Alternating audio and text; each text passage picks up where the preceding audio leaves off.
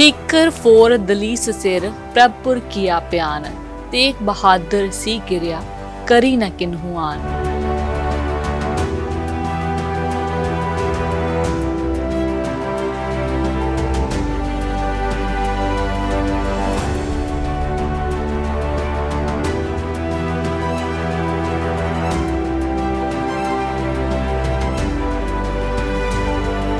ਤੇ ਤੁਸੀਂ ਮਹਾਰਾਜ ਜੋ ਰੰਗਜੇਬ ਕੋਲ ਚੱਲੇ ਹੋ, ਰੰਗਜੇਬ ਤੇ ਬੜਾ ਜ਼ੁਲਮੀ ਹੈ ਤੇ ਸਾਡੇ ਮਨਾਂ ਵਿੱਚ ਬਹੁਤ ਸਾਰੇ ਉਤਾਰ ਚੜ੍ਹਾਅ ਨੇ। ਤੇ ਮਹਾਰਾਜ ਜੀ ਨੇ ਉੱਥੇ ਉਸ ਵੇਲੇ ਜ਼ਿਕਰ ਕੀਤਾ, रो मत बेटा हंसो देख मुझको मैं शीश की बेटा चढ़ाने चला हूँ, जो गिरे हैं मंदिर गिराए रंगे ने मैं फिर से उनको बचाने चला हूँ, जो जंजू को तोड़े जो बोधी को काटे वही तेज खंजर मैं खाने चला हूँ, मेरी बस्ती दुनिया उजड़े तो बेशक मैं हिंदुओं की उजड़ी बसाने चला हूँ, मेरे बेटे रोते रहे तो बेशक मैं हिंदुओं के रोते हंसाने चला हूँ, ना आंसू बहाना मेरी लाश ऊपर मैं आंसुओं को बालम सुखाने चला।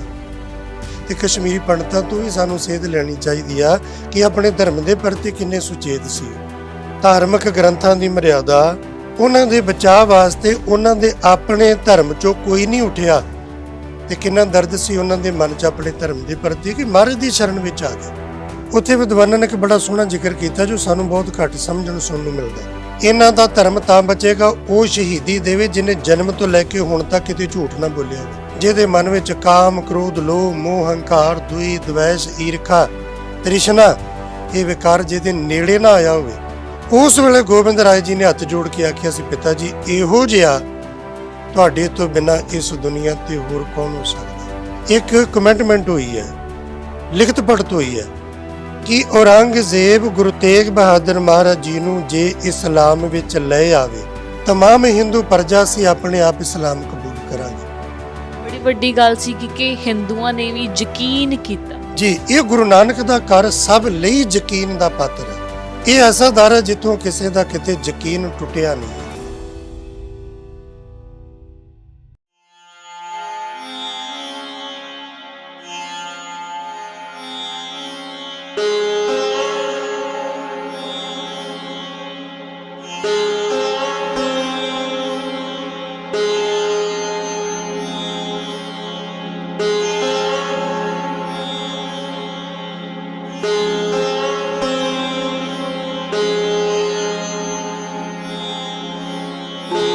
ਅਸੀਂ ਮੌਜੂਦ ਹਾਂ ਚਾਂਦਨੀ ਚੌਂਕ ਵਿੱਚ ਔਰ ਉਸ ਜਗ੍ਹਾ ਤੇ ਖੜੇ ਹਾਂ ਜਿਸ ਨੂੰ ਕਤਲਗਾਹ ਕਿਹਾ ਜਾਂਦਾ ਸੀਗਾ ਔਰੰਗਜ਼ੇਬ ਦੇ ਸਮੇਂ। ਬਿਲਕੁਲ ਪਿੱਛੇ ਸਾਡੇ ਲਾਲ ਕਿਲਾ ਹੈ ਔਰ ਇਸ ਤਰਫ ਜਿਹੜਾ ਗੁਰਦੁਆਰਾ ਸਾਹਿਬ ਬਣਿਆ ਗੁਰਦੁਆਰਾ ਸ਼ੀਸ਼ਗੰਜ ਸਾਹਿਬ, ਜਿੱਥੇ ਗੁਰੂ ਤੇਗ ਬਹਾਦਰ ਪਾਤਸ਼ਾਹ ਜੀ ਦੀ ਸ਼ਹਾਦਤ ਹੋਈ ਹੈ। ਇੱਥੇ ਹੀ ਖੂਹ ਤੇ ਇਸ਼ਨਾਨ ਕਰਕੇ ਗੁਰੂ ਪਾਤਸ਼ਾਹ ਜੀ ਬੋਹੜ ਦੇ ਥੱਲੇ ਬਿਰਾਜੇ ਸਨ।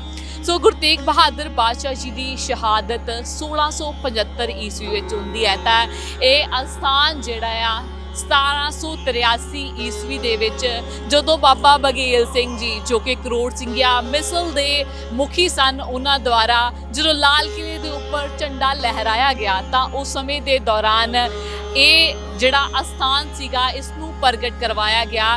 ਹੁਣ ਅਸੀਂ ਗੱਲ ਕਰਦੇ ਹਾਂ ਗੁਰੂ ਤੇਗ ਬਹਾਦਰ ਪਾਤਸ਼ਾਹ ਜੀ ਦੀ।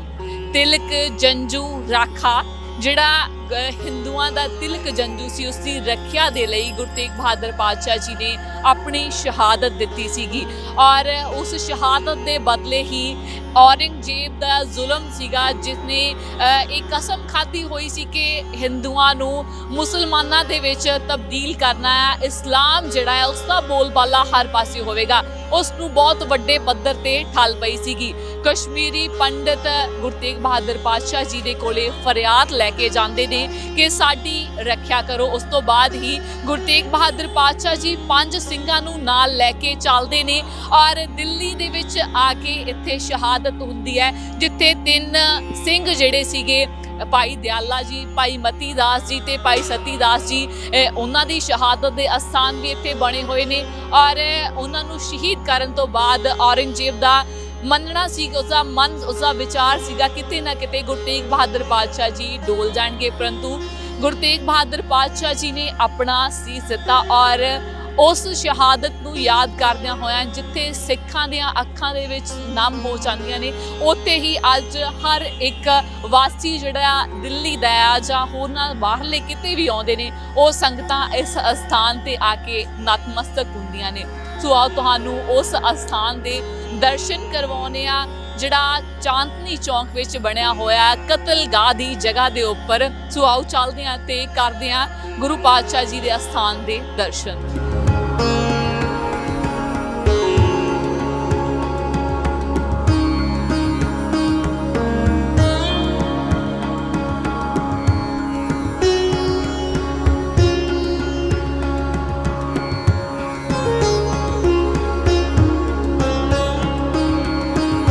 जौं तो प्रेम खेलन का चाओ सिर तर तली गली मुरियाओ।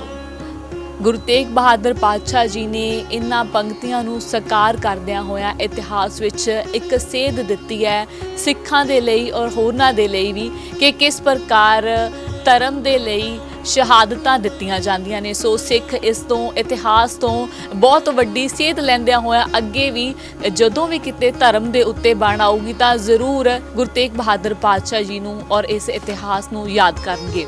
ਸੋ ਉਸ ਸਮੇਂ ਦਾ ਹੁਕਮਰਾਨ ਔਰੰਗਜ਼ੇਬ ਬਾਦਸ਼ਾਹ ਜੋ ਕਿ ਲਾਲ ਕਿਲੇ ਤੇ ਬੈਠਦਾ ਸੀ ਔਰ ਉੱਥੋਂ ਹੀ ਜ਼ੁਲਮ ਕਰਦਾ ਸੀ, ਅਤਿਆਚਾਰ ਕਰਦਾ ਸੀਗਾ।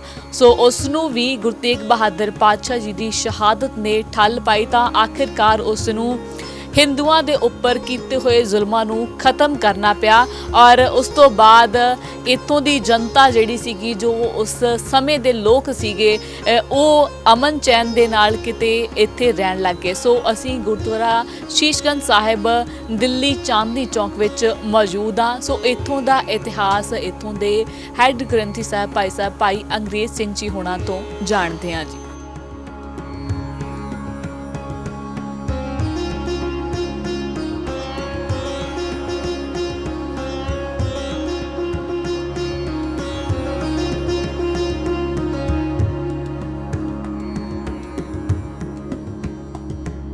ਤੇਗ ਬਹਾਦਰ ਪਾਤਸ਼ਾਹ ਜੀ ਦੀ ਸ਼ਹਾਦਤ ਨੂੰ ਯਾਦ ਕਰਦਿਆਂ ਹੋਇਆਂ ਗੁਰਦੁਆਰਾ ਸ਼ੀਸ਼ਗੰਜ ਸਾਹਿਬ ਵਿੱਚ ਬੈਠੇ ਹੋਇਆਂ ਤੇ ਇਤਿਹਾਸ ਜਿਸ ਨੇ ਪੂਰਾ ਹਿੰਦੁਸਤਾਨ ਨੂੰ ਬਚਾਇਆ ਹੈ, ਪੂਰੇ ਭਾਰਤ ਦੇ ਵਾਸੀਆਂ ਨੂੰ। ਜਦੋਂ ਔਰੰਗਜ਼ੇਬ ਚਾਹੁੰਦਾ ਸੀਗਾ ਕਿ ਸਾਰੇ ਹੀ ਹਿੰਦੁਸਤਾਨ ਦੇ ਲੋਕ ਇਸਲਾਮ ਨੂੰ ਕਬੂਲ ਲੈਣ, ਉਸ ਸਮੇਂ ਦੇ ਦੌਰਾਨ ਗੁਰੂ ਤੇਗ ਬਹਾਦਰ ਪਾਤਸ਼ਾਹ ਜੀ ਨੇ ਆਪਣੀ ਸ਼ਹਾਦਤ ਇਸ ਅਸਥਾਨ ਤੇ ਦੇ ਕੇ ਉਹਨਾਂ ਲੋਕਾਂ ਨੂੰ ਬਚਾ ਲਿਆ, ਉਹਨਾਂ ਦੇ ਧਰਮ ਦੀ ਰੱਖਿਆ ਕੀਤੀ।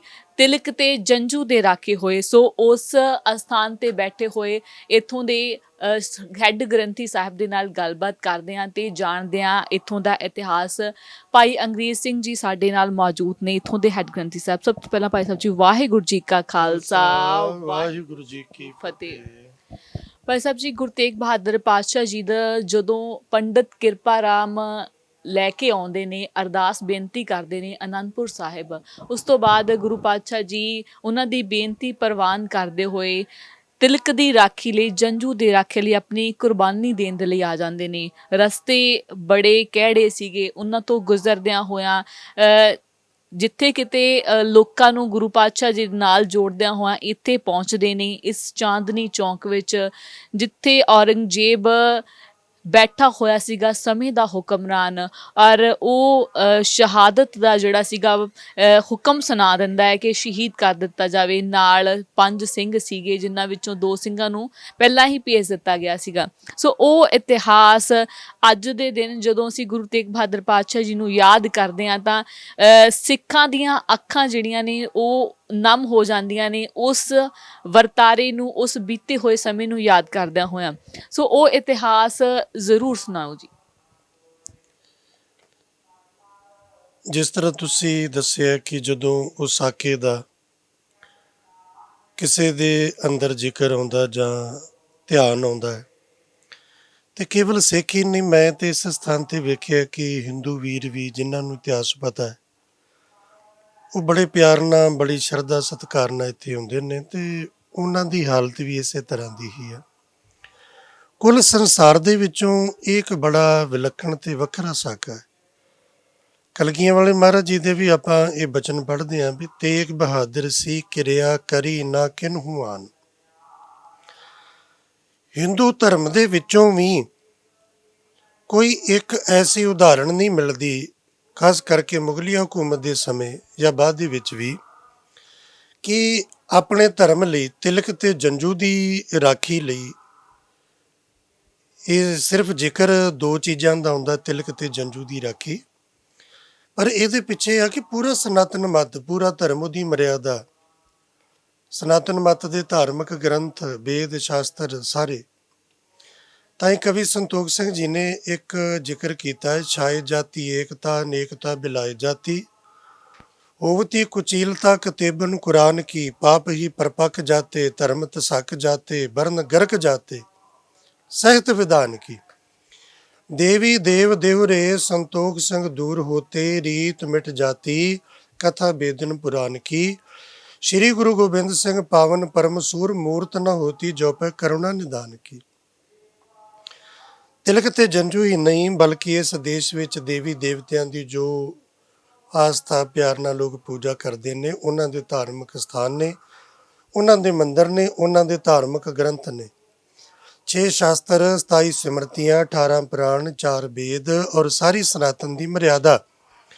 ਉਹਦੀ ਰਾਖੀ ਵਾਸਤੇ ਕਿਸੇ ਇੱਕ ਵੀ ਹਿੰਦੂ ਸ਼ਹੀਦ ਦਾ ਜ਼ਿਕਰ ਇਤਿਹਾਸ ਵਿੱਚ ਨਹੀਂ ਹੈ ਕਿ ਦੂਸਰੇ ਧਰਮ ਦੇ ਲੋਕ ਨੇ ਕਿਸੇ ਨੇ ਵਾਅਦਾ ਕੀਤਾ ਹੋਵੇ ਤੇ ਕਿਸੇ ਇੱਕ ਹਿੰਦੂ ਵੀਰ ਦੀ ਸ਼ਹਾਦਤ ਹੋਵੇ। ਸਨਾਤਨ ਮਤ ਤੋਂ ਬਿਨਾਂ ਦੁਨੀਆ ਦੇ ਵਿੱਚ ਇਹ ਕਿਸੇ ਵੀ ਇਤਿਹਾਸ ਵਿੱਚ ਕਿਸੇ ਵੀ ਧਰਮ 'ਚ ਇਹ ਨਹੀਂ ਜ਼ਿਕਰ ਕਿ ਉਸ ਧਰਮ ਦੇ ਪੈਰੋਕਾਰ ਦਾ ਉਹਨਾਂ ਦੇ ਧਰਮ ਦੇ ਉੱਪਰ ਅਕੀਦਾ ਨਹੀਂ ਹੈ ਤੇ ਫਿਰ ਵੀ ਉਹਦੀ ਰਾਖੀ ਲਈ ਕੋਈ ਸ਼ਹੀਦੀ ਹੋਵੇ, ਕੁੱਲ ਸੰਸਾਰ ਵਿੱਚ ਕਿਤੇ ਨਹੀਂ ਮਿਲਦਾ। ਇਸੇ ਲਈ ਇਹ ਬੜੀ ਵਿਲੱਖਣ ਸ਼ਹਾਦਤ ਹੈ ਗੁਰੂ ਤੇਗ ਬਹਾਦਰ ਮਹਾਰਾਜ ਜੀ ਦੀ ਕਿ ਗੁਰੂ ਤੇਗ ਬਹਾਦਰ ਪਾਤਸ਼ਾਹ ਜਨੇਊ ਨਹੀਂ ਪਹਿਨਦੇ, ਗੁਰੂ ਤੇਗ ਬਹਾਦਰ ਮਹਾਰਾਜ ਜੀ ਤਿਲਕ ਨਹੀਂ ਲਾਉਂਦੇ। ਪਾਤਸ਼ਾਹ ਮਹਾਰਾਜ ਜੀ ਦਾ ਇਹਨਾਂ ਦੇ ਧਾਰਮਿਕ ਗ੍ਰੰਥਾਂ ਦੇ ਪ੍ਰਤੀ ਸਤਿਕਾਰ ਹੈ, ਪਰ ਇਹਨਾਂ ਧਾਰਮਿਕ ਗ੍ਰੰਥਾਂ ਨੂੰ ਗੁਰੂ ਪਾਤਸ਼ਾਹ ਮਹਾਰਾਜ ਜੀ ਗੁਰੂ ਨਹੀਂ ਮੰਨਦੇ, ਉਹਨਾਂ ਦਾ ਅਕੀਦਾ ਇਹਨਾਂ ਤੇ ਨਹੀਂ ਹੈ। ਉਹ ਇੱਕ ਅਕਾਲ ਪੁਰਖ ਵਾਹਿਗੁਰੂ ਦੇ ਪੁਜਾਰੀ ਉਪਾਸਕ ਨੇ। ਗੁਰੂ ਪਾਤਸ਼ਾਹ ਮਹਾਰਾਜ ਜੀ ਬੁੱਤ ਪ੍ਰਸਤੀ ਦੇ ਸਖਤ ਵਿਰੋਧੀ ਨੇ। ਪਾਤਸ਼ਾਹ ਮਹਾਰਾਜ ਕਿਸੇ ਵੀ ਦੇਵੀ ਦੇਵਤੇ ਦੇ ਪੁਜਾਰੀ ਨਹੀਂ, ਕਿਸੇ ਵੀ ਪੱਥਰ ਦੀ ਮੂਰਤੀ ਦੇ ਪੁਜਾਰੀ ਨਹੀਂ, ਪਰ ਇਹ ਲੋਕ ਜਿਹੜੇ ਉਹਨਾਂ ਦੇ ਪੁਜਾਰੀ ਨੇ, ਮਹਾਰਾਜ ਉਹਨਾਂ ਦੀ ਬਾਂਹ ਫੜ ਕੇ ਤੇ ਲਾਜ ਰੱਖਦੇ ਨੇ। ਬੜੀ ਵਿਲੱਖਣ ਗੱਲ ਆਪਣੇ ਆਪ ਵਿੱਚ। ਜਿਸ ਤਰ੍ਹਾਂ ਤੁਸੀਂ ਜ਼ਿਕਰ ਕੀਤਾ ਕਿ ਪੰਡਿਤ ਕਿਰਪਾ ਰਾਮ, ਥੋੜਾ ਜਿਹਾ ਇਹਨਾਂ ਬਾਰੇ ਜ਼ਿਕਰ ਕਰੀਏ ਕਿ ਇਹ ਉਸ ਵੇਲੇ ਕਸ਼ਮੀਰ ਦੇ ਇਲਾਕੇ ਵਿੱਚ ਗੁਰੂ ਘਰ ਦੇ ਪ੍ਰਚਾਰਕ ਮਸੰਦ ਸੀ। ਪੰਡਿਤ ਕਿਰਪਾ ਰਾਮ 6ਵੇਂ ਪਾਤਸ਼ਾਹ ਮਹਾਰਾਜ ਜੀ ਦੇ ਸਮੇਂ ਤੋਂ ਇਹਨਾਂ ਦੇ ਵੱਡ ਵਡੇਰਿਆਂ ਨੇ, ਅੜੂ ਰਾਮ ਇਤਿਆਦਿਕ ਉਹਨਾਂ ਦਾ ਜ਼ਿਕਰ ਹੁੰਦਾ ਭੱਟਵਈਆਂ 'ਚ, ਉਹਨਾਂ ਨੇ ਸਿੱਖੀ ਧਾਰਨ ਕੀਤੀ। ਤੇ ਜਦੋਂ ਕਸ਼ਮੀਰ 'ਚ ਜ਼ੁਲਮ ਸ਼ੁਰੂ ਹੋਇਆ, ਔਰੰਗਜ਼ੇਬ ਨੇ ਇੱਕ ਸੁਪਨਾ ਲਿਆ ਕਿ ਪੂਰੇ ਦੇਸ਼ ਵਿੱਚ ਜੇ ਕੋਈ ਧਾਰਮਿਕ ਗ੍ਰੰਥ ਹੋਵੇ, ਲੋਕ ਧਾਰਮਿਕ ਗ੍ਰੰਥ ਪੜ੍ਹਨ ਤੇ ਉਹ ਕੁਰਾਨ ਹੋਵੇ, ਜੇ ਕੋਈ ਧਾਰਮਿਕ ਸਥਾਨ ਹੋਵੇ ਤੇ ਕੇਵਲ ਮਸੀਤ ਹੋਵੇ, ਤੇ ਕਿਸੇ ਵੀ ਧਰਮ ਨੂੰ ਮੰਨਣ ਵਾਲੇ ਲੋਕ ਹੋਣ ਤੇ ਕੇਵਲ ਇਸਲਾਮ ਹੋਵੇ, ਤੇ ਜੇਕਰ ਕਿਸੇ ਪੈਗੰਬਰ ਦਾ ਜ਼ਿਕਰ ਹੋਵੇ ਤੇ ਸੱਲੱਲਾਹੁ ਅਲੈਹਿ ਵਸੱਲਮ ਹਜ਼ਰਤ ਮੁਹੰਮਦ ਸਾਹਿਬ ਦਾ ਜ਼ਿਕਰ ਹੋਵੇ। ਇਹ ਉਹਦੀ ਸੋਚ ਸੀ। ਇਸੇ ਲਈ ਉਹਨੇ ਕਸ਼ਮੀਰ ਤੋਂ ਇਹ ਮੁਹਿੰਮ ਸ਼ੁਰੂ ਕੀਤੀ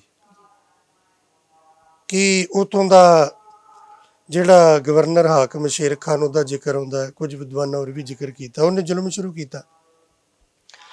ਤਾਂ ਉਤੋਂ ਪੰਡਿਤ ਕਿਰਪਾ ਰਾਮ ਦੀ ਸਹਾਇਤਾ ਨਾਲ ਇਹ ਪੰਡਿਤ ਗੁਰੂ ਤੇਗ ਬਹਾਦਰ ਮਹਾਰਾਜ ਜੀ ਦੀ ਸ਼ਰਨ 'ਚ ਪਹੁੰਚੇ। ਇਹ ਆਪਣੇ ਆਪ 'ਚ ਇਤਿਹਾਸ ਬਹੁਤ ਸਾਰੀਆਂ ਗੱਲਾਂ ਕਲੀਅਰ ਕਰਦਾ ਤੁਰਿਆ ਜਾਂਦਾ, ਜਿਹੜੇ ਅੱਜ ਸਾਨੂੰ ਵੱਖ-ਵੱਖ ਫਿਰਕਿਆਂ ਨਾਲ ਜੋੜਦੇ ਨੇ, ਵੱਖਵਾਦੀ ਨੇ, ਅੱਤਵਾਦੀ ਨੇ, ਇਹਨਾਂ ਦੇ ਮਨਾਂ 'ਚ ਦੂਸਰਿਆਂ ਦੇ ਪ੍ਰਤੀ ਇਹ ਨਫ਼ਰਤ ਆ ਜਾਂ ਜ਼ਹਿਰ ਆ। ਤੇ ਇਹ ਵੇਖੋ ਵੀ ਉਸ ਵੇਲੇ ਜੇ ਸਾਡੇ ਧਰਮ ਦੇ ਵਿੱਚ ਕਿਤੇ ਵੀ ਇਸ ਚੀਜ਼ ਨੂੰ ਥਾਂ ਹੁੰਦੀ ਤੇ ਉਹਨਾਂ ਲੋਕਾਂ ਨੂੰ ਵੀ ਪਤਾ ਹੁੰਦਾ ਵੀ ਗੁਰੂ ਨਾਨਕ ਦਾ ਘਰ ਕੇਵਲ ਸਿੱਖਾਂ ਲਈ ਹੈ, ਬਾਕੀਆਂ ਲਈ ਨਹੀਂ, ਤੇ ਉਹ ਸ਼ਾਇਦ ਨਾ ਹੁੰਦੇ। ਉਸ ਸਮੇਂ ਤੱਕ ਵੀ ਸਾਰੇ ਧਰਮਾਂ ਦੇ ਲੋਕ ਇਸ ਗੱਲ ਨੂੰ ਮੰਨਦੇ ਨੇ ਕਿ ਗੁਰੂ ਨਾਨਕ ਦਾ ਘਰ ਸਭ ਦਾ ਸਾਂਝਾ। ਇੱਥੇ ਜਿਹੜਾ ਵੀ ਜਾਂਦਾ ਉਹਦੇ ਨਾਲ ਕੋਈ ਵਿਤਕਰਾ ਨਹੀਂ ਹੁੰਦਾ, ਗਰੀਬ ਅਮੀਰ, ਜਾਤ ਪਾਤ, ਇਸਤਰੀ ਪੁਰਸ਼, ਵਰਨ ਵੰਡ ਕਰਕੇ ਕੋਈ ਵਿਤਕਰਾ ਨਹੀਂ। ਇਸ ਯਕੀਨ ਦੇ ਨਾਲ ਮਹਾਰਾਜ ਦੀ ਸ਼ਰਨ 'ਚ ਆਏ।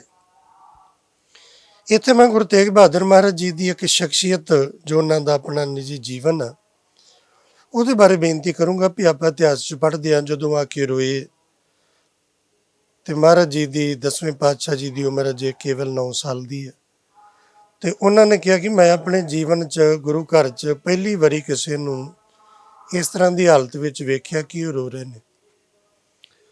ਤੇ ਮਹਾਰਾਜ ਕਹਿੰਦੇ ਵੀ ਇਸ ਲਈ ਰੋ ਰਹੇ ਨੇ, ਇਹਨਾਂ ਦਾ ਧਰਮ ਖਤਰੇ 'ਚ ਹੈ। ਮੈਂ 1 ਮਿੰਟ ਇੱਥੋਂ ਥੋੜਾ ਜਿਹਾ ਬਾਹਰ ਜਾਊਂਗਾ ਕਿ ਉਹ ਕਸ਼ਮੀਰੀ ਪੰਡਤ ਮਹਾਰਾਜ ਜੀ ਦੇ ਕੋਲ ਇਸ ਲਈ ਨਹੀਂ ਆਏ ਕਿ ਉਹਨਾਂ ਦੇ ਮਕਾਨ ਖਤਰੇ 'ਚ ਨੇ, ਉਹਨਾਂ ਦੀ ਜ਼ਮੀਨ ਖਤਰੇ 'ਚ ਹੈ, ਉਹਨਾਂ ਦਾ ਕਾਰੋਬਾਰ ਖਤਰੇ 'ਚ ਹੈ। ਹੁਣ ਜਿਵੇਂ 1 ਸਾਲ ਤੋਂ ਆਪਾਂ ਅੰਦੋਲਨ ਲੜਿਆ, ਮੋਰਚਾ ਫਤਿਹ ਕੀਤਾ, ਇਹ ਸਾਡਾ ਧਰਮ ਖਤਰੇ 'ਚ ਨਹੀਂ ਸੀ, ਆਪਾਂ ਜ਼ਮੀਨ ਵਾਸਤੇ ਲੜਿਆ, ਸਾਡੀ ਜ਼ਮੀਨ ਖਤਰੇ ਸੀ। ਸਾਡਾ ਭਵਿੱਖ, ਸਾਡੀ ਪੀੜ੍ਹੀ, ਅੱਗੇ ਬੱਚੇ, ਉਹ ਜਿਹੜੇ ਮਿੱਟੀ ਨਾਲ ਜੁੜੇ ਹੋਏ ਆ ਅਸੀਂ ਸ਼ੁਰੂ ਤੋਂ, ਕਿੰਨੀਆਂ ਪੀੜ੍ਹੀਆਂ ਸਾਡੀਆਂ ਉਸ ਮਿੱਟੀ 'ਚ ਆਪਣਾ ਖੂਨ ਪਸੀਨਾ ਵਹਾ ਕੇ ਗਈਆਂ। ਆਪਾਂ ਜ਼ਮੀਨ ਲਈ ਲੜੇ ਆ ਨਾ, ਜ਼ਮੀਨ ਲਈ ਸਾਡਾ ਇਹ ਸੀ। ਉਹ ਕਸ਼ਮੀਰੀ ਪੰਡਤ ਜ਼ਮੀਨ ਲਈ ਨਹੀਂ ਆਏ, ਕੋਈ ਕਾਰੋਬਾਰ ਲਈ ਨਹੀਂ ਆਏ, ਕੋਈ ਪੈਸੇ ਕਰਕੇ ਨਹੀਂ ਆਏ। ਉਹਨਾਂ ਦੇ ਚਰਨਾਂ ਤੇ ਨਮਸਕਾਰ ਹੈ, ਜਿਨ੍ਹਾਂ ਨੂੰ ਆਪਣਾ ਧਰਮ ਇੰਨਾ ਪਿਆਰਾ ਸੀ ਤੇ ਆਪਣੇ ਧਰਮ ਦੀ ਰਾਖੀ ਲਈ ਮਹਾਰਾਜ ਦੇ ਚਰਨਾਂ 'ਚ ਆਏ। ਤੇ ਸਾਨੂੰ ਜੇ ਆਪਾਂ ਆਪਣੇ ਪਰਿਵਾਰਾਂ ਦੀ ਗੱਲ ਕਰੀਏ ਨਾ, ਤੇ ਕਸ਼ਮੀਰੀ ਪੰਡਤਾਂ ਤੋਂ ਵੀ ਸਾਨੂੰ ਸੇਧ ਲੈਣੀ ਚਾਹੀਦੀ ਆ ਕਿ ਆਪਣੇ ਧਰਮ ਦੇ ਪ੍ਰਤੀ ਕਿੰਨੇ ਸੁਚੇਤ ਸੀ ਉਹ। ਜੇ ਉਹਨਾਂ ਨੂੰ ਆਪਣੇ ਧਰਮ ਦੇ ਸਿਧਾਂਤ, ਮਰਿਆਦਾ, ਧਾਰਮਿਕ ਗ੍ਰੰਥਾਂ ਦੀ ਮਰਿਆਦਾ, ਉਹਨਾਂ ਦੇ ਬਚਾਅ ਵਾਸਤੇ ਉਹਨਾਂ ਦੇ ਆਪਣੇ ਧਰਮ 'ਚੋਂ ਕੋਈ ਨਹੀਂ ਉੱਠਿਆ, ਤੇ ਕਿੰਨਾ ਦਰਦ ਸੀ ਉਹਨਾਂ ਦੇ ਮਨ 'ਚ ਆਪਣੇ ਧਰਮ ਦੇ ਪ੍ਰਤੀ ਕਿ ਮਹਾਰਾਜ ਦੀ ਸ਼ਰਨ ਵਿੱਚ ਆ ਗਏ ਤੇ ਫਿਰ ਆ ਕੇ ਉਹ ਰੋਏ। ਕਿੰਨੇ ਕੁ ਧਰਮੀ ਹੋਣਗੇ, ਕਿੰਨੇ ਕੁ ਸੱਚੇ ਸੁੱਚੇ ਇਨਸਾਨ ਹੋਣਗੇ ਕਿ ਜਿਨ੍ਹਾਂ ਨੇ ਆਖਿਆ ਮਹਾਰਾਜ ਵੀ ਸਾਡਾ ਧਰਮ ਖਤਰੇ 'ਚ ਹੈ ਤੇ ਤੁਸੀਂ ਬਚਾਓ, ਤੁਹਾਡੇ ਤੋਂ ਬਿਨਾਂ ਹੋਰ ਕੋਈ ਨਹੀਂ ਬਚਾ ਸਕਦਾ, ਕੋਈ ਸਾਡੀ ਬਾਂਹ ਨਹੀਂ ਫੜ ਸਕਦਾ। ਹੁਣ ਗੋਬਿੰਦ ਰਾਏ ਜੀ ਨੇ ਜਦੋਂ ਆਹ ਗੱਲ ਆਖੀ ਕਿ ਬਾਪੂ ਜੀ ਮੈਂ ਪਹਿਲੀ ਵਾਰੀ ਵੇਖਿਆ ਕਿ ਤੁਹਾਡੀ ਸ਼ਰਨ ਵਿੱਚ ਕੋਈ ਆਇਆ ਹੋਵੇ ਤੇ ਉਹਦੀ ਆਹ ਹਾਲਤ, ਚਿਹਰੇ ਮੁਰਝਾਏ ਤੇ ਉਹ ਰੋਂਦੇ ਹੋਣ, ਤੇ ਮਹਾਰਾਜ ਜੀ ਨੇ ਕਿਹਾ ਵੀ ਔਰੰਗਜ਼ੇਬ ਜਿੱਡਾ ਜ਼ਾਲਮ ਮਨੁੱਖ ਹੈ, ਉਸ ਜ਼ੁਲਮ ਰਾਜ ਦੀਆਂ, ਮੁਸਲਮਾਨ ਰਾਜ ਦੀਆਂ ਨਹੀਂ, ਤੁਰਕ ਰਾਜ ਦੀਆਂ ਨਹੀਂ, ਜ਼ੁਲਮ ਰਾਜ ਦੀਆਂ, ਗੁਰੂ ਸਾਹਿਬ ਜੀ ਦਾ ਵਿਰੋਧ ਜ਼ੁਲਮ ਨਾਲ ਹੈ, ਮੁਸਲਮਾਨ ਨਾਲ ਨਹੀਂ ਹੈ, ਤੁਰਕ ਨਾਲ ਨਹੀਂ ਹੈ, ਜ਼ੁਲਮ ਨਾਲ ਹੈ। ਉਹ ਜ਼ੁਲਮ ਕੋਈ ਵੀ ਕਰਦਾ। ਉਹ ਜ਼ੁਲਮ ਰਾਜ ਦੀਆਂ ਜੜ੍ਹਾਂ ਪੁੱਟਣ ਲਈ ਕਿਸੇ ਨੂੰ ਸ਼ਹੀਦੀ ਦੇਣੀ ਪਏਗੀ, ਕੋਈ ਸ਼ਹੀਦੀ ਦੇਵੇ ਤੇ ਤਾਂ ਜਾ ਕੇ ਇਹ ਜ਼ੁਲਮ ਠੱਲੇਗਾ।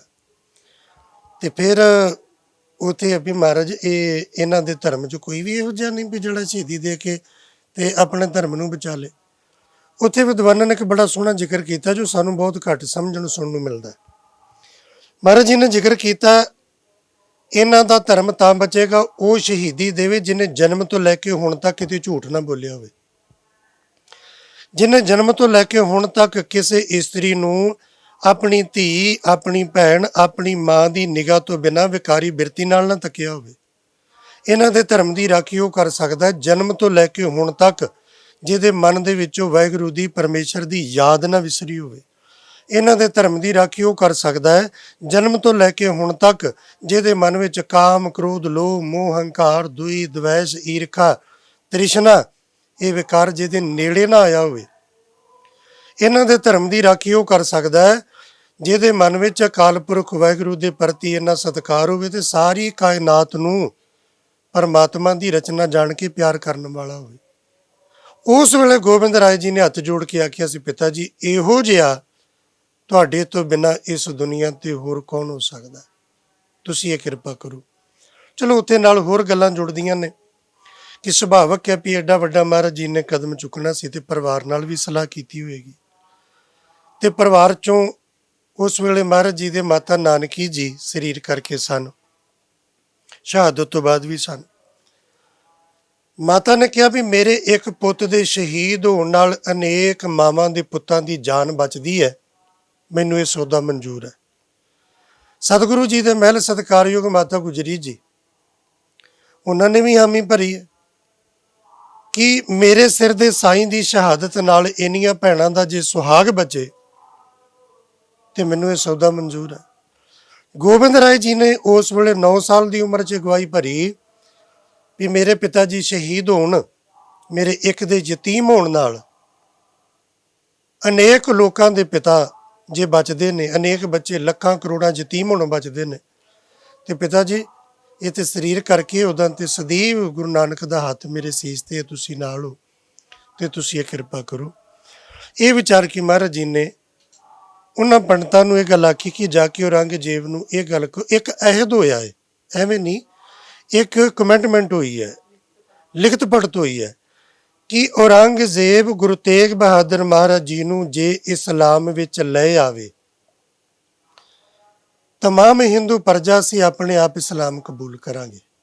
ਬੜੀ ਵੱਡੀ ਗੱਲ ਸੀ ਕਿ ਹਿੰਦੂਆਂ ਨੇ ਵੀ ਯਕੀਨ ਕੀਤਾ ਜੀ। ਇਹ ਗੁਰੂ ਨਾਨਕ ਦਾ ਘਰ ਸਭ ਲਈ ਯਕੀਨ ਦਾ ਪਾਤਰ ਹੈ।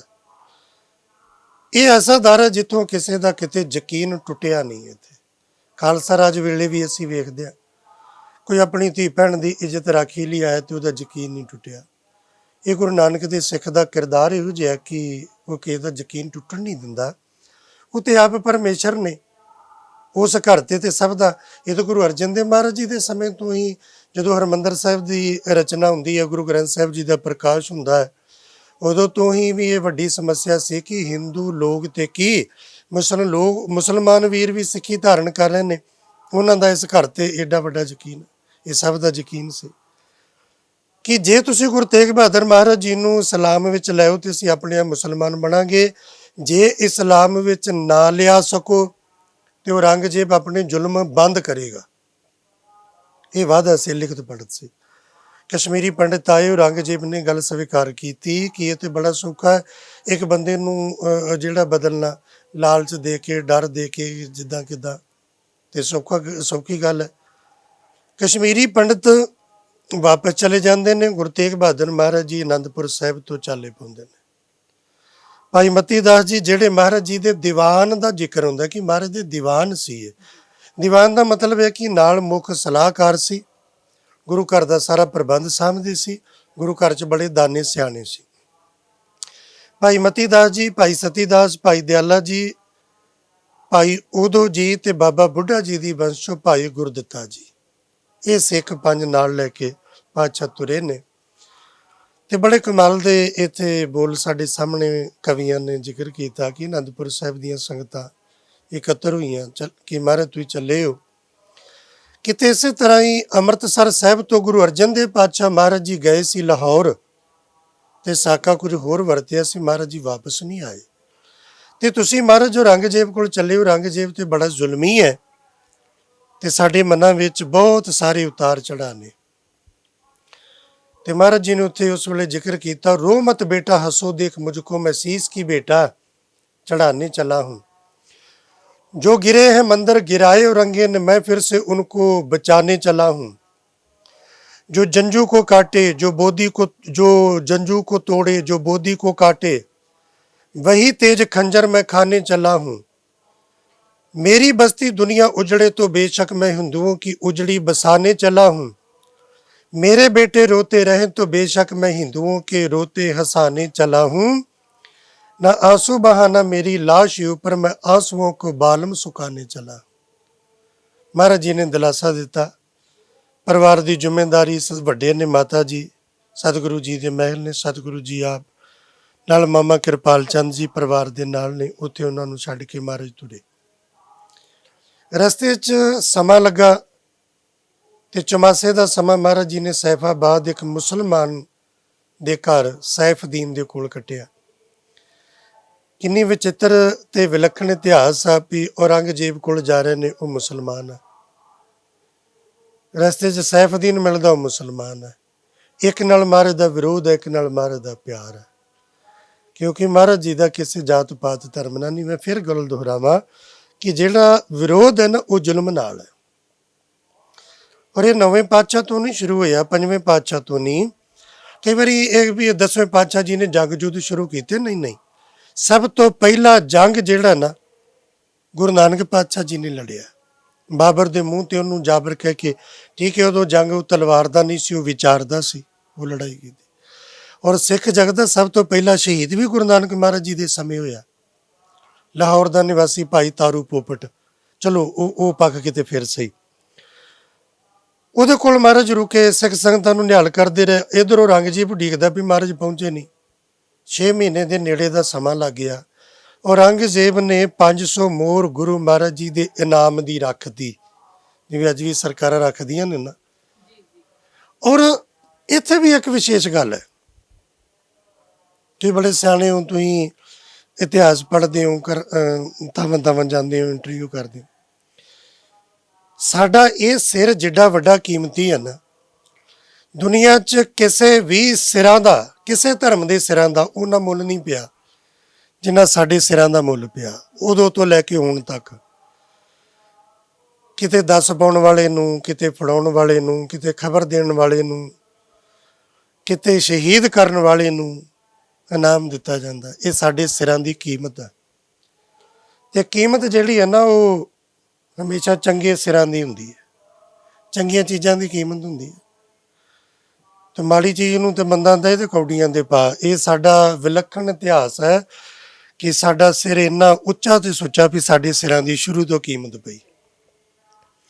ਜਿਹੜਾ ਮਹਾਰਾਜ ਜੀ ਦੀ ਗ੍ਰਿਫਤਾਰੀ ਕਰਾਵੇ, ਦੱਸ ਪਾਵੇ, ਉਹਨੂੰ 500 ਮੋਹਰ ਇਨਾਮ ਦੀ ਦਿੱਤੀ ਜਾਏਗੀ। ਉਸ ਵੇਲੇ ਦਿੱਲੀ ਦੇ ਤਖਤ ਨਾਲ ਇਸ ਦੇਸ਼ ਵਿੱਚ ਮੁਗਲਿਆ ਹਕੂਮਤ ਦੇ 4 ਥਾਵਾਂ ਤੇ ਤਖਤ ਮੰਨੇ ਗਏ। ਦਿੱਲੀ, ਲਾਹੌਰ, ਪੰਜਾਬ ਵਿੱਚ ਕਲਾਨੌਰ ਤੇ ਆਗਰਾ। ਇਹਨਾਂ ਥਾਵਾਂ ਤੇ ਢੰਡੋਰਾ ਪਿੱਟਿਆ ਗਿਆ।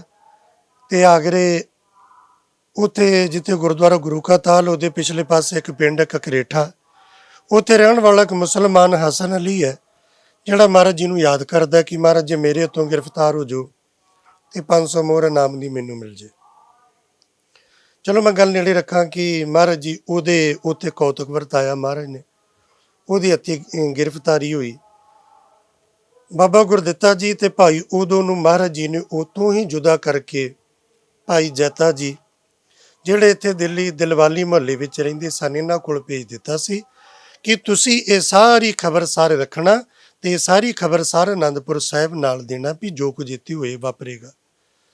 3 ਸਿੱਖ ਮਹਾਰਾਜ ਜੀ ਦੇ ਨਾਲ ਗ੍ਰਿਫਤਾਰ ਹੋਏ, ਔਰੰਗਜ਼ੇਬ ਕੋਲ ਆਏ। ਔਰੰਗਜ਼ੇਬ ਦੇ ਨਾਲ ਮੁਲਾਕਾਤ ਹੁੰਦੀ ਹੈ। ਔਰੰਗਜ਼ੇਬ ਸ਼ੁਰੂ ਦੇ ਵਿੱਚ ਬਹੁਤ ਨਿਮਰਤਾ ਦੇ ਨਾਲ, ਹਲੇਮੀ ਦੇ ਨਾਲ, ਪਿਆਰ ਦੇ ਨਾਲ ਪੇਸ਼ ਆਇਆ। ਔਰੰਗਜ਼ੇਬ ਕੋਈ ਆਮ ਸਧਾਰਨ ਬੰਦਾ ਨਹੀਂ ਸੀ, ਇਹ ਬੜਾ ਦਾਨਾ, ਸਿਆਣਾ ਬੰਦਾ ਔਰ ਬੜਾ ਧਰਮੀ ਬੰਦਾ ਸੀ ਆਪਣੇ ਆਪ ਦੇ ਵਿੱਚ। ਔਰ ਗੁਰੂ ਨਾਨਕ ਦੇ ਘਰ ਦੇ ਪ੍ਰਤੀ ਇਹਨੂੰ ਕੋਈ ਭੁਲੇਖਾ ਨਹੀਂ ਸੀ, ਇਹਨੂੰ ਕੋਈ ਭੁਲੇਖਾ ਨਹੀਂ ਸੀ ਵੀ ਇਹ ਕਿਸੇ ਸ਼ੱਕ 'ਚ ਹੋਵੇ। ਇਹ ਉਹੀ ਔਰੰਗਜ਼ੇਬ ਹੈ ਜਿਹਨੇ ਬਾਬਾ ਰਾਮ ਰਾਏ ਕੋਲੋਂ 200 ਦੇ ਨੇੜੇ ਕਰਾਮਾਤਾਂ ਵੇਖੀਆਂ ਸੀ। ਇਹ ਉਹੀ ਰਾਮ ਰਾਏ ਹੈ ਜਿਹਦੇ ਨਾਲ 7ਵੇਂ ਪਾਤਸ਼ਾਹ ਜੀ ਨੇ 8ਵੇਂ ਪਾਤਸ਼ਾਹ ਗੁਰੂ ਹਰਕ੍ਰਿਸ਼ਨ ਸਾਹਿਬ ਮਹਾਰਾਜ ਜੀ ਨੂੰ ਗੁਰਤਾ ਗੱਦੀ ਦਿੱਤੀ। ਤੇ ਰਾਮ ਰਾਏ ਗੁਰੂ ਘਰ ਤੋਂ ਜਿਹੜਾ ਉਹ ਜੁਦਾ ਹੋ ਗਿਆ, ਮਹਾਰਾਜ ਨੇ ਕਿਹਾ ਮੇਰੇ ਮੱਥੇ ਨਾ ਲੱਗੇ। ਇਹ ਉਹੀ ਔਰੰਗਜ਼ੇਬ ਹੈ ਜਿਹਨੇ ਉਸ ਦਿਨ ਰਾਮ ਰਾਏ ਨੂੰ ਕਿਹਾ ਸੀ ਵੀ ਇਹ ਗੁਰੂ ਨਾਨਕ ਦਾ ਘਰ ਹੈ, ਜਿਸ ਗੁਰੂ ਦੀ ਬਖਸ਼ਿਸ਼ ਨਾਲ ਤੇਰੇ ਕੋਲ ਇੰਨੀਆਂ ਕਰਾਮਾਤਾਂ, ਉਸ ਗੁਰੂ ਕੋਲ ਕਿੰਨੀ ਤਾਕਤ ਹੋਏਗੀ। ਤੇ ਜੋ ਉਹਨਾਂ ਨੇ ਨਿਰਣਾ ਕੀਤਾ, ਠੀਕ, ਮੈਂ ਇਹਦੇ 'ਚ ਦਖਲ ਅੰਦਾਜ਼ੀ ਨਹੀਂ ਕਰਨੀ, ਮੇਰੇ ਕੋਲ ਆਉਣ ਕਰਕੇ ਤੇਰਾ ਜੇ ਕੋਈ ਨੁਕਸਾਨ ਹੋਇਆ ਤੇ ਮੈਂ ਤੈਨੂੰ ਜਗੀਰ ਦੇ ਦਿੰਦਾ। ਰਾਮ ਰਾਏ ਨੂੰ ਔਰੰਗਜ਼ੇਬ ਨੇ ਦੇਹਰਾਦੂਨ ਦੇ ਨੇੜੇ ਜਗੀਰ ਦਿੱਤੀ।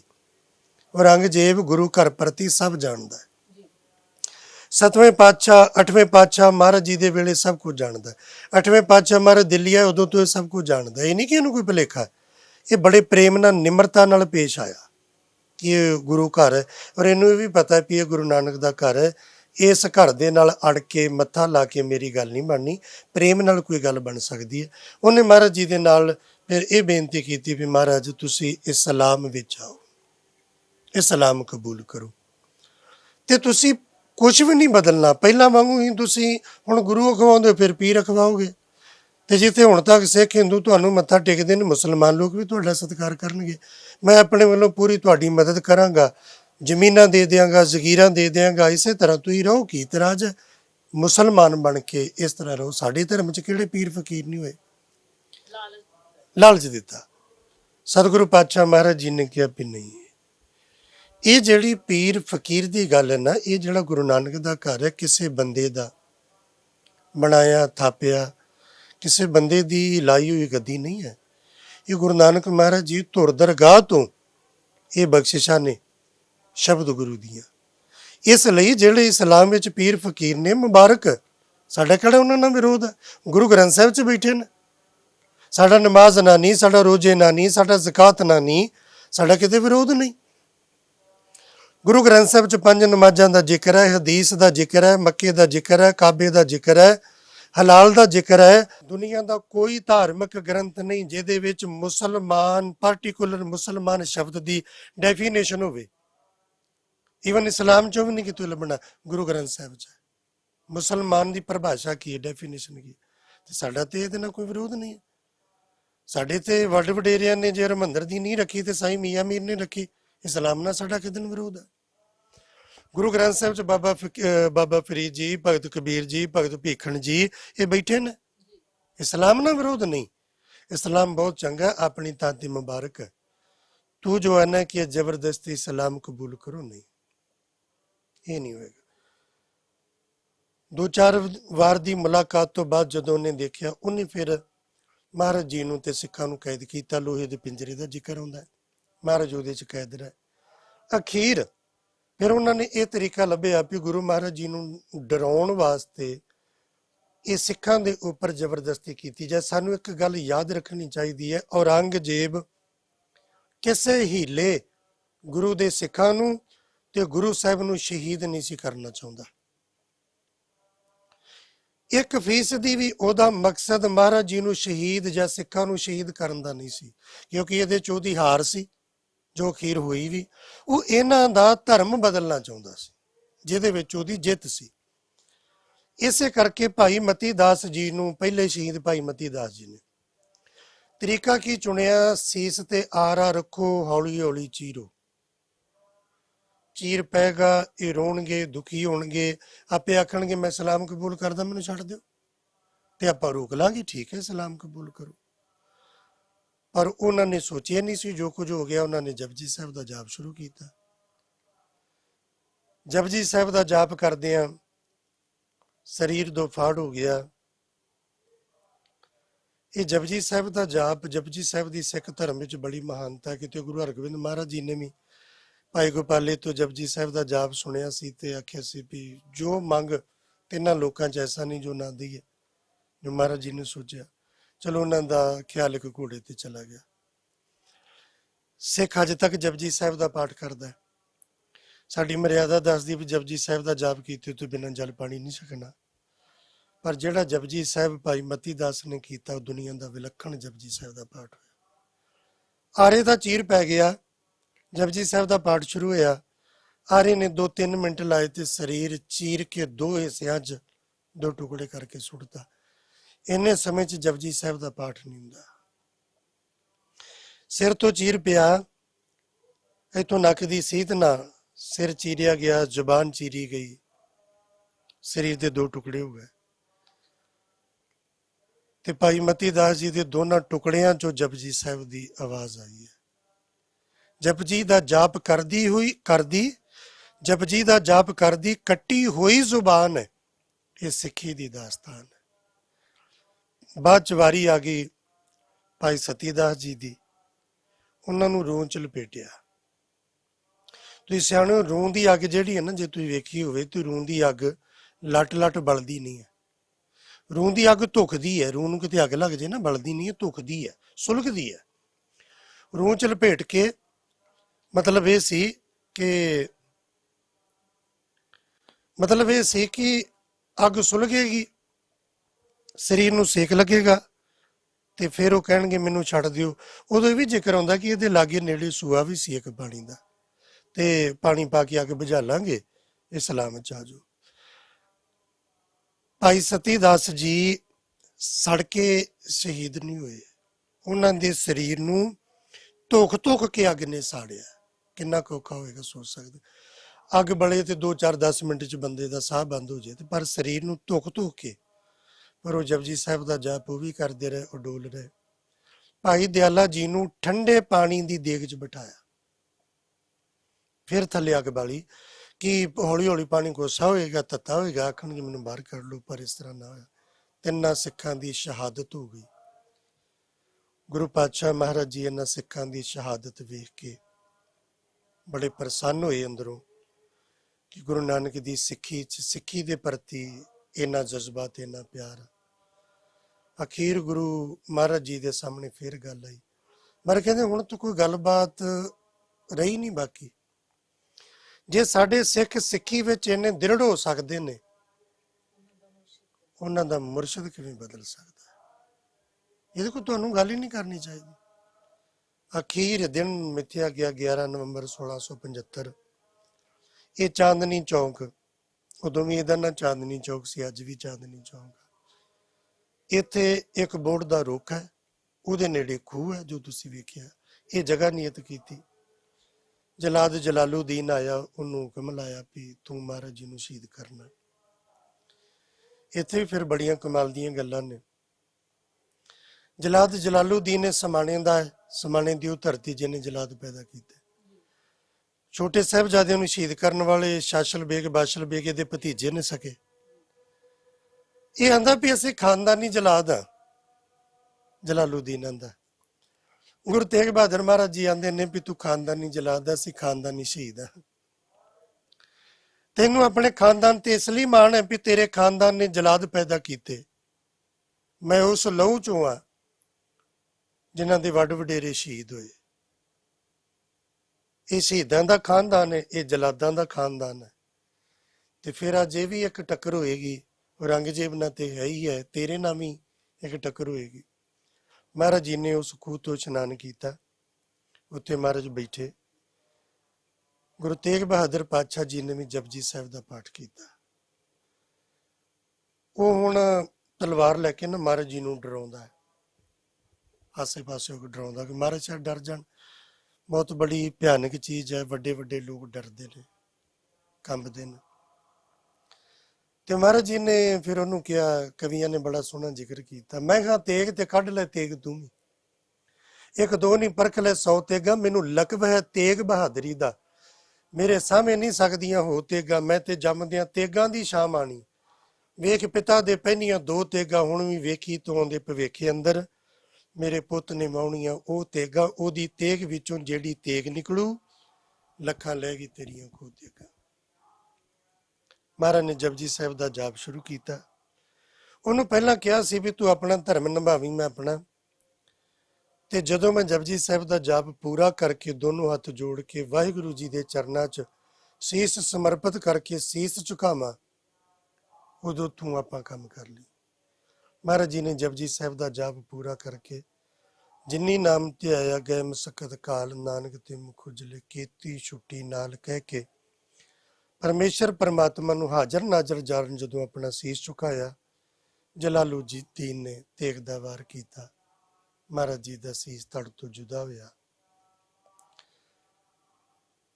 ਆਪਣਾ ਖਿਆਲ ਇਸ ਸਥਾਨ ਦੇ ਇਤਿਹਾਸ ਬਾਰੇ ਆਪਾਂ ਇਹੀ ਗੱਲ ਜ਼ਿਆਦਾ ਕਰਾਂਗੇ। ਮਹਾਰਾਜ ਜੀ ਦਾ ਸੀਸ ਭਾਈ ਜੈਤਾ ਜੀ ਲੈ ਗਏ। ਅਨੰਦਪੁਰ ਸਾਹਿਬ ਮਹਾਰਾਜ ਜੀ ਦਾ ਸੰਸਕਾਰ ਸੀਸ ਦਾ ਹੋਇਆ।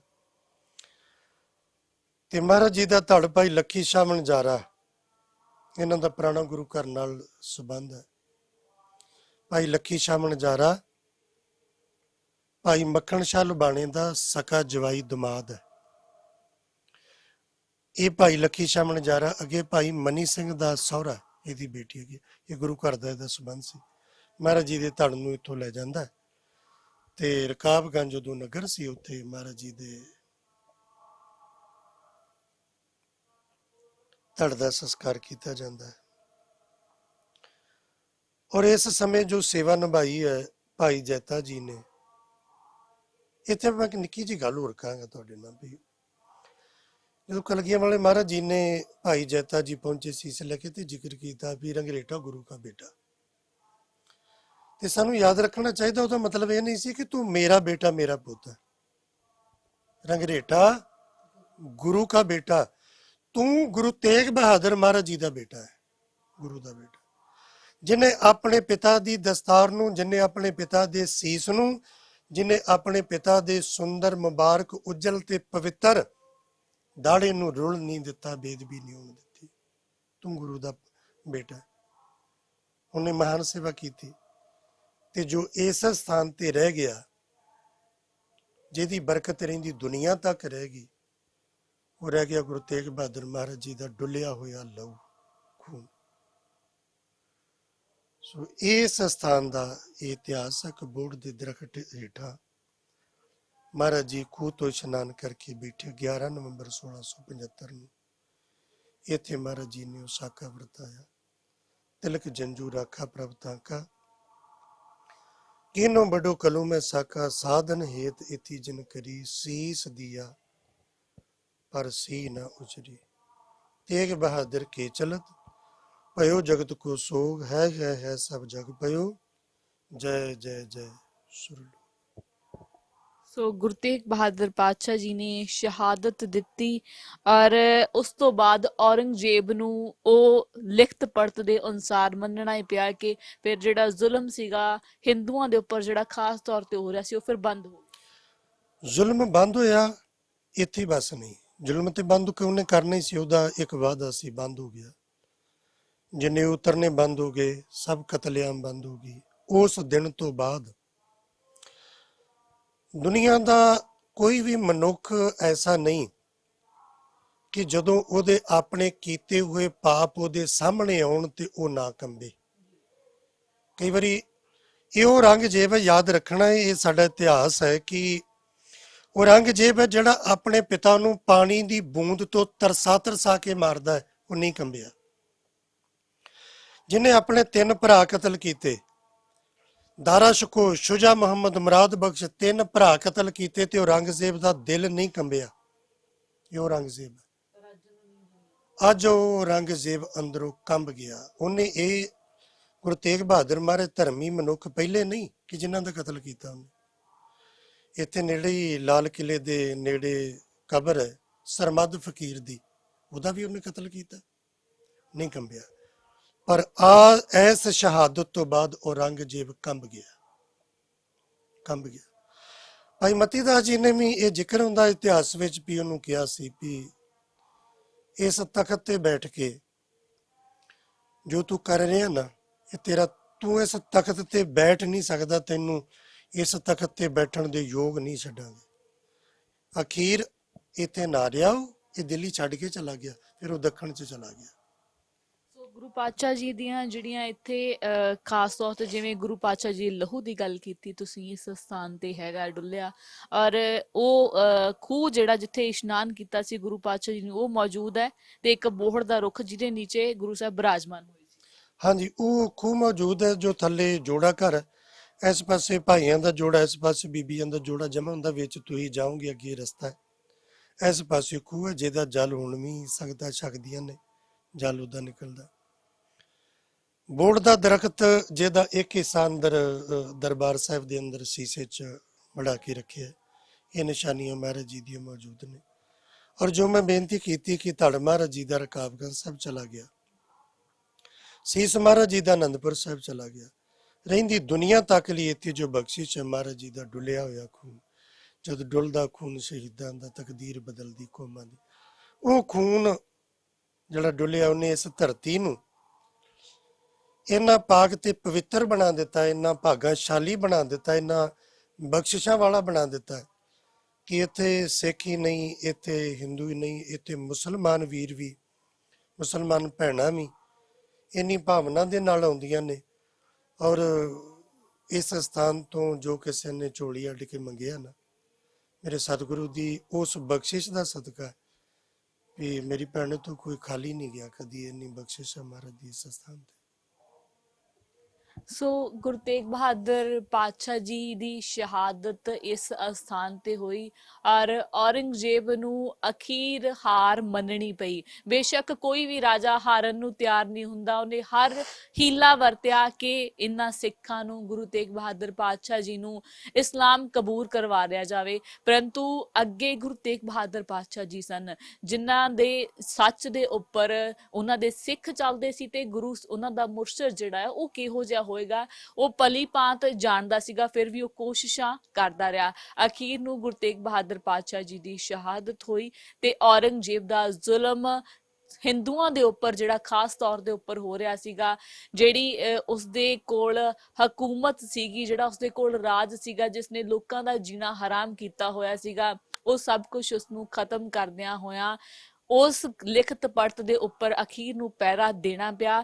ਔਰ ਫਿਰ ਇਸ ਇਲਾਕੇ ਦੀ ਗੱਲ ਕਰਦੇ ਆ, ਇਸ ਭਾਰਤ ਦੀ ਗੱਲ ਕਰਦੇ ਆ, ਹਿੰਦੁਸਤਾਨ ਦੀ ਗੱਲ ਕਰਦੇ ਆ, ਤਾਂ ਕਿਤੇ ਨਾ ਕਿਤੇ ਉਹ ਲੋਕ ਆਪਣਾ ਜੀਵਨ ਜਿਹੜਾ ਸੀਗਾ ਉਹ ਖੁਸ਼ੀ ਨਾਲ ਗੁਜ਼ਾਰਨ ਜ਼ਰੂਰ ਲੱਗ ਪਏ। ਔਰ ਅੱਜ ਵੀ ਗੁਰੂ ਤੇਗ ਬਹਾਦਰ ਪਾਤਸ਼ਾਹ ਜੀ ਨੂੰ ਯਾਦ ਕਰਦੇ ਨੇ। ਬਾਬਾ ਬਗੇਲ ਸਿੰਘ ਹੋਣਾ ਨੇ ਇਸ ਥਾਂ ਨੂੰ ਉਜਾਗਰ ਕੀਤਾ ਸੀਗਾ ਜਦੋਂ ਕਰੋੜ ਸਿੰਘੀਆ ਮਿਸਲ ਦੇ ਕੋਲ ਜਦੋਂ ਇੱਥੇ ਆਉਂਦੇ ਨੇ, ਲਾਲ ਕਿਲੇ ਦੇ ਉੱਪਰ ਨਿਸ਼ਾਨ ਸਾਹਿਬ ਲਹਿਰਾਉਂਦੇ ਨੇ, ਤਾਂ ਫਿਰ ਇਸ ਅਸਥਾਨ ਨੂੰ ਵੀ ਬਣਾਉਣ ਦੀ ਜਿਹੜੀ ਕੋਸ਼ਿਸ਼ ਸੀਗੀ, ਜਿਹੜਾ ਅਹਿਦ ਸੀਗਾ ਉਹਨਾਂ ਨੇ ਲਿਆ ਸੀਗਾ। ਸੋ ਉਸ ਤੋਂ ਬਾਅਦ ਹੀ ਇਹ ਅਸਥਾਨ ਜਿਹੜਾ ਆ ਸਿੱਖ ਜਿਹੜੇ ਇੱਥੇ ਆਉਣ ਲੱਗੇ ਔਰ ਦੂਜੀ ਵਾਰ ਇਸ ਨੂੰ ਫੇਰ ਵੀ ਬਣਾਇਆ ਗਿਆ ਸੀਗਾ।